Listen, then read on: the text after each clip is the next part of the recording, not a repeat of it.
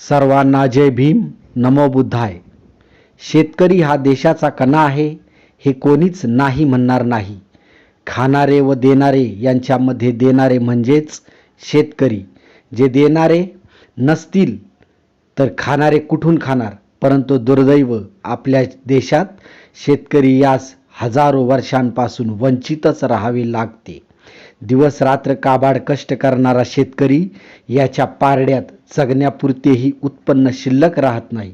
त्यात सरकारचा शेतसारा हा तर न चुकता भरावाच लागणार.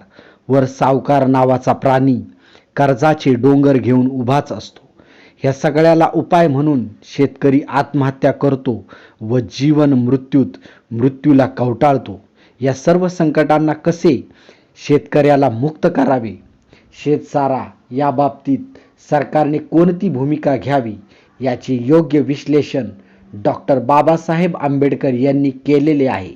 तर पाहूयात डॉक्टर बाबासाहेब आंबेडकर शेतसारा याविषयी काय सांगतात.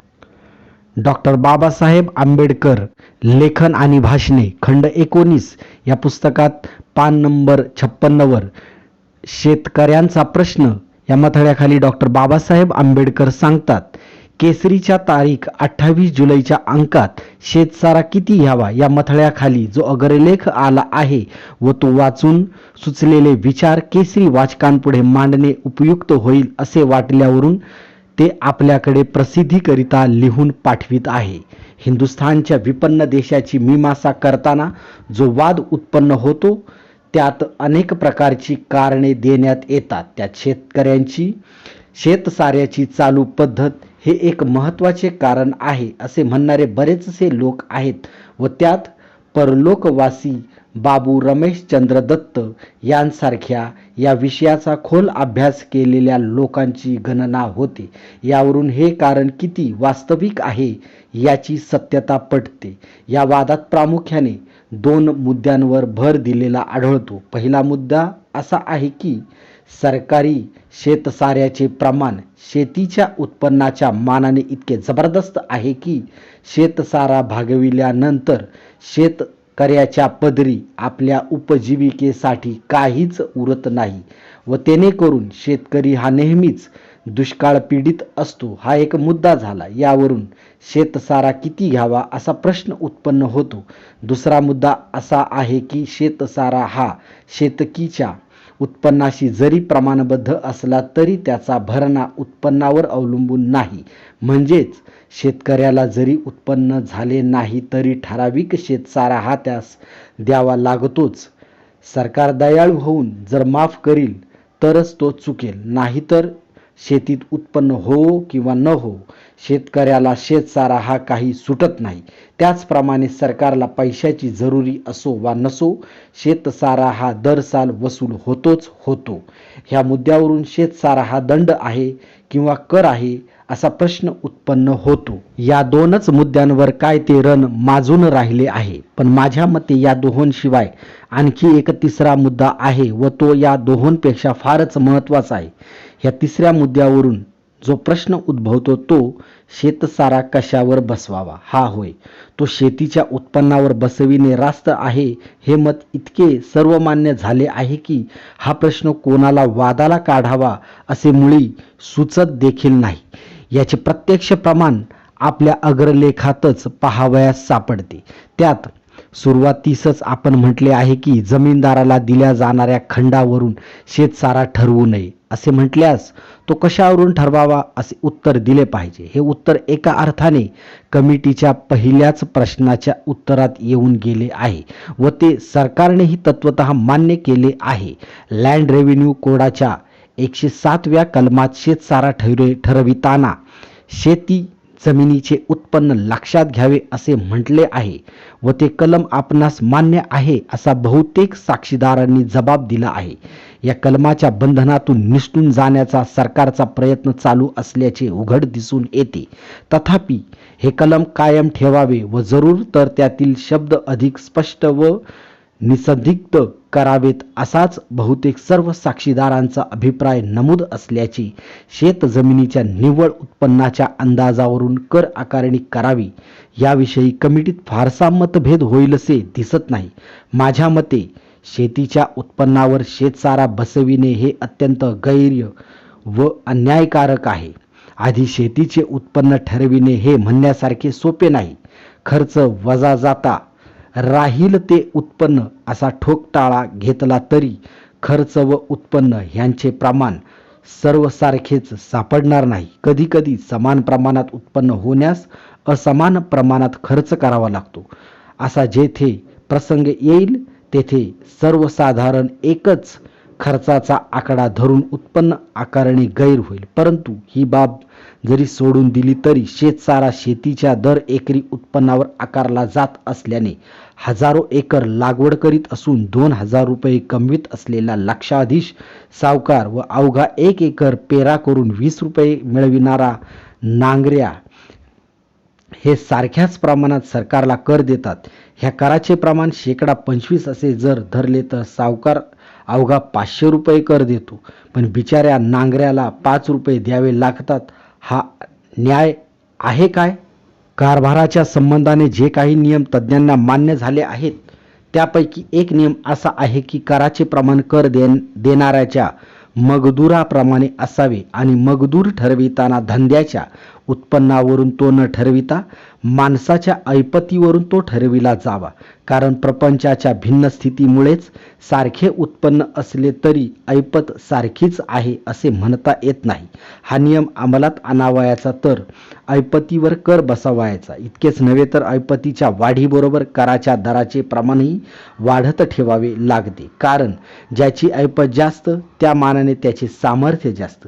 या नियमानुसार जर आपल्याकडील शेतसाऱ्याच्या पद्धतीची छाननी केली तर तीपासून धडधडीत अन्याय होत आहे हे कोणासही नाकबूल करता यावायचे नाही. कारण उत्पन्नाच्या दृष्टीने पाहिले असता किंवा निर्वाहाच्या दृष्टीने पाहिले असता हे उघड आहे की रुपयातून 500 रुपये जर गेले तर सावकाराच्या आर्थिक सामर्थ्याला काही म्हणण्यासारखा धोका पोहोचतच नाही. परंतु तेच नांगऱ्याच्या 20 रुपयातून जर 5 रुपये गेले तर त्याची उद्योग वृद्धी तर होणार नाहीच, पण त्याच्या पोटाची खळगी सुद्धा भरणार नाही. कराचे सप्रमाण असल्याने हा अन्याय घडतो हे उघड आहे. वास्तविक पाहिले असता सावकाराची चढती ऐपत असल्या कारणाने त्याने द्यावयाचा कर चढत्या प्रमाणात असला पाहिजे. जोपर्यंत असे झाले नाही तोपर्यंत सावकार आणि नांगऱ्या या उभयतांत न्याय झाला असे केव्हाच म्हणता यावयाचे नाही. वर सांगितलेल्या नियमाशिवाय सुधारलेल्या राष्ट्रांच्या कर पद्धतीत दुसरा एक सर्वसाधारण नियम दृष्टीस पडतो. तो नियम असा की कर देणे हे जरी दरेक नागरिकाचे कर्तव्य आहे तरी सर्वांपासून सरसकट सारखा चोपून कर घेणे राष्ट्राच्या हितावह नाही. सर्वांचे आर्थिक सामर्थ्य सारखे असावे हे तत्व जरी अजूनही सर्वांस मान्य झालेले नाही तरी कोणाचेही आर्थिक सामर्थ्य अमुक मर्यादेच्या खाली असणे हे राष्ट्राच्या संवर्धनास घातक आहे एवढे मात्र सर्वांस मान्य झाले आहे. या तत्वानुसार दरेक नागरिकाने सरकारला कर द्यावा हा जो नियम आहे त्यात एक महत्त्वाचा फेरफार करण्यात आला आहे. या फेरफारान्वये ज्याची ऐपत अमुक एक ठराविक ऐपतीच्या खाली असेल त्यास कराच्या जाचणीतून मुक्त करण्यात येते, म्हणजे त्यास सूट मिळते. परंतु आपल्याकडील शेतसाऱ्याच्या पद्धतीत या नियमास मुळी वावच दिलेला नाही.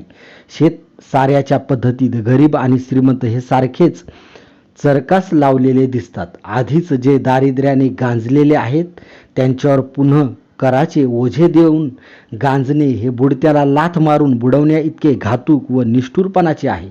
नवल आहे की ज्या नियमाचा उल्लेख मी वर केला आहे तो नियम आपल्याकडील कारभार पद्धतीच्या गुणदोषांची जबाबदारी ज्यांच्यावर आहे त्यांना माहीत नाहीत असे नाही. कारण आपल्या देशात उत्पन्नाच्या ज्या काही इतर बाबी आहेत त्या सर्व बाबींना ते नियम लागू केले आहेत.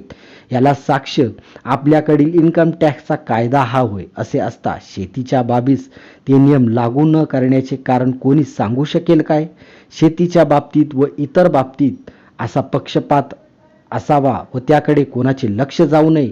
इतकेच नव्हे तर आहे तो पक्षपात योग्य व रास्त आहे असे सुज्ञांचे मत व्हावे. हे शेतकऱ्यांचे दुर्दैव नव्हे काय? माझ्या मते शेतसाऱ्याच्या पद्धतीत अनिष्ट परिणाम जर आपणास टाळावायचे असतील तर आपल्याला शेतीच्या उत्पन्नावर कर बसविणे हे लँड रेव्हेन्यू कोड कलम 107 मध्ये गोवलेले तत्व झुगारून देण्यात यावे याचे स्पष्टीकरण प्रोफेसर सेलिंगमन यांनी एके ठिकाणी केले आहे आणि त्यात इस्टेटीवर कर बसविण्याचे ऐवजी निव्वळ उत्पन्नावर आकारण्याचा प्रघात कसा पडत चालला आहे त्याचे विवेचन केले आहे. ही सुधारणा आपल्याकडे घडवून आणण्यास आपल्या इन्कम टॅक्स ॲक्टातील कलम 4 पोट कलम 3 बाब 8 रद्द करणे प्राप्त आहे व तीच कलम 6 मध्ये बाब 7 म्हणून घेतली पाहिजे. असे झाल्याने 4 महत्त्वाचे फायदे होतील. 1. शेतीचा कर शेतीच्या उत्पन्नावर न बसवता शेतकऱ्याच्या ऐपतीवर बसविला जाईल. कराचे चढते प्रमाण लागू झाल्याने गरीब व श्रीमंत शेतकऱ्यात जो अन्याय होतो तो टळेल. किमान ऐपतीच्या मर्यादेच्या आतील शेतकऱ्याची कराच्या बोजापासून सुटका होईल व जमीन महसुलाची बाब वसुलीच्या दृष्टीने जबाबंद न राहता तिच्या जमेत एक प्रकारचा लवचिकपणा येईल. याशिवाय आणखी एक महत्त्वाचा फायदा होईल असे म्हणण्यास काही हरकत नाही. सर्वांना मशहूर आहे सुधारणेचा कायदा होई तोपर्यंत शेतसारा ही बाब सर्वस्वी कार्यकारी मंत्र्यांच्या ताब्यातील आहे असे धरले जात आहे. सुधारणेचा कायदा झाल्यापासून ती बाब कायदेमंडळाच्या अंमलाखाली आणावी असे ठरले आहे, परंतु ती कोणत्या तऱ्हेने आणता येईल हा मोठाच प्रश्न आहे. मी सुचविलेली योजना जर घडून आली तर हा प्रश्न आपोआपच सुटतो. कारण शेती ही इन्कम टॅक्सच्या बाबींपैकी बाब असे ठरले म्हणजे इन्कम टॅक्सच्या इतर शेती बाबींप्रमाणे ही बाबही कायदेमंडळाच्या अंमलाखाली सहजगत्या येईल. आता शेतसारा ही बाब प्रांतिक कायदेमंडळास सोपवून दिली असल्या कारणाने तीस लागू पडणाऱ्या दराच्या कोष्टक दरात फेरफार करण्याचा अधिकार प्रांतिक कायदेमंडळास आहे असे एक कलम त्या ॲक्टात किंवा डिव्हॉल्यूशनच्या नियमात घातले म्हणजे सर्व कार्यभाग आटोपल्यासारखा झाला. आता कदाचित अशी शंका येईल की शेतकऱ्यांना अशा प्रकारे सूट दिली तर सरकारचे नुकसान होईल. सूट देणे हा न्याय असेल तर सरकारचे नुकसान होते म्हणून सूट न देणे शहाणपणाचे होणार नाही. पण सूट दिल्यामुळे नुकसान होईल अशी भीती बाळगण्याचे काही कारण नाही. कराचा दर चढता केल्यामुळे श्रीमंत शेतकऱ्यांकडून हल्लीच्या पेक्षा जास्त कर घेण्यात येईल व तेने करून गरीब शेतकऱ्यांना दिल्या जाणाऱ्या माफीने होणारे नुकसान भरून निघेल. शिवाय सुटीच्या बाबतीत इन्कम टॅक्सच्या इतर बाबीला ऐपतीची जी किमान मर्यादा ठरविण्यात आली आहे तीच मर्यादा शेतीच्या बाबतीत ठेवण्याची काही जरुरी नाही. त्यापेक्षा कमी मर्यादा ठेवली तरी चालेल. इतकेच नव्हे तर इन्कम टॅक्सने इतर बाबींवर जो दर बसविला आहे त्याहीपेक्षा थोडासा जास्त दर शेतबाबीवर ठेवला तर फारसा अन्याय होणार नाही. कारण ज्याप्रमाणे ऐपतदाराचे वर्गीकरण करून निरनिराळ्या वर्गावर निरनिराळे कर बसविणे गैर होत नाही, त्याचप्रमाणे ऐपतीच्या बाबींचे वर्गीकरण करून निरनिराळ्या बाबींवर निरनिराळे कर बसविणे काही गैर नाही. अशा प्रकारे भेदाभेद सुधारलेल्या राष्ट्राच्या कारभार पद्धतीत केलेल्या आपल्या नजरेस पडतात. अशा प्रकारची सुधारणा आपल्याकडील शेतसाऱ्याच्या पद्धतीत झाल्यास तूट येणार नाही, न्याय होईल व गरीब शेतकऱ्याची करांच्या भारांमुळे होणारी आपदा वाचेल. ही सुधारणा घडून येण्यास एका गोष्टीची आवश्यकता आहे व तीही की शेतसाऱ्याच्या बाबीतील आपला दृष्टिकोन प्रथमतः बदलला पाहिजे. शेतसारा कशावर बसवायचा या प्रश्नसंबंधाने ध्यानात ठेवण्यासारखी गोष्ट ही की चालू पद्धतीनुसार शेतसारा हा दर एकर जमिनीवर बसवलेला कर आहे. शेतसारा शेतकरी भरतो हे जरी खरे आहे तरी वास्तविक पाहता तो त्याच्या जमिनीपासून घेता येतो. शेतसारा हा शेतकऱ्यावर बसवलेला नाही, तो जमिनीवर बसवलेला आहे अशी आपली दृष्टी आहे. सुधारलेल्या पद्धतीचा दृष्टिकोन याच्या उलट आहे. त्या पद्धतीत शेतसारा जमिनीवर बसविलेला नसून जमीन वाहकाच्या एकंदर मजदुरावर बसविलेला असतो. या पद्धतीप्रमाणे वस्तू कर देत नाही, माणूस कर देतो, असा या सुधारलेल्या दृष्टीचा रोख असतो. म्हणून या सुधारलेल्या पद्धतीत न्याय अन्यायाचा विचार करावा लागतो. आपल्या असंस्कृत पद्धतीत वस्तू कर देते असे गृहीत धरले गेल्यामुळे न्याय अन्याय बरे व वाईट यांचा प्रश्नच उपस्थित होत नाही. कारण नीतीचा प्रश्न मनुष्य मात्राच्या व्यवहारास काय तो उद्भवतो. जड वस्तूंच्या समीकरणात त्याला वाव नसतो. यास्तव वस्तूवर म्हणजे जमिनीवर कर बसविणे आणि माणसावर म्हणजे शेतकऱ्यावर कर बसविणे ह्या दोन अगदी निरनिराळ्या गोष्टी आहेत. व पहिले देखणे हे अगदी भ्रामक असून दुसरेच काय ते सत्य आहे हा समज पटणे ही सुधारणेच्या मार्गातील पहिली पायरी आहे. ही जाणीव पटली म्हणजे पुढला मार्ग सोपा आहे. हा महत्त्वाचा भेद साधारण लोकांच्या ध्यानात तर आला नाहीच, पण तो तज्ज्ञांच्या देखील ध्यानात आल्याचे माझ्या अवलोकनात नाही. हा भेद सध्या नेमलेल्या लँड रेव्हेन्यू कमिटीचे सभासद प्रधान यांना मी एकदा विशद करून सांगितला होता व त्याच्या नाविन्यामुळे त्याची जिज्ञासा वाढून तो कमिटी पुढे मांडण्याची संधी मिळेल अशी व्यवस्था करीन म्हणून त्यांनी मला सांगितले होते. परंतु काही कारणामुळे तो योग त्यांना जुळवून आणता आला नाही. तरी जे विचार कमिटी पुढे मांडण्याची मला संधी मिळाली नाही ते विचार आपल्या पत्राच्या द्वारे जनतेपुढे मांडित आहे. तर आपण पाहिले डॉक्टर बाबासाहेब आंबेडकर जवळजवळ 150 वर्षांपूर्वी शेतकऱ्यांचा प्रश्न व त्यांचे उत्पन्न कसे वाढवावे व सर्व स्तरातील शेतकऱ्यांचा कसा फायदा होईल याचे योग्य विश्लेषण करतात. आजही सरकारने या गोष्टींचा विचार केला तर देशाचा पोशिंदा हा आत्महत्या न करता धनधान्यांनी देशाला नक्कीच परिपूर्ण करून टाकू शकतो. आपल्या शेतीप्रधान देशात शेती हा अर्थव्यवस्थेचा मुख्य कणा आहे. शेतकरी स्वयंपूर्ण झाला तरच देश विकसित होऊ शकेल हे मान्यच करावे लागेल. तर डॉक्टर बाबासाहेब आंबेडकरांचे विचार सरकारने अंमलात आणावे हीच या व्हिडिओतून विनंती. व हा व्हिडिओ आपणास कसा वाटला कमेंटमध्ये नक्की कळवा. हा डॉक्टर बाबासाहेब आंबेडकरांच्या विषयी असेच व्हिडिओ पाहण्यासाठी चॅनलला सबस्क्राईब व लाईक करा. भेटूया पुढच्या व्हिडिओत. सर्वांना जय भीम, नमो बुद्धाय.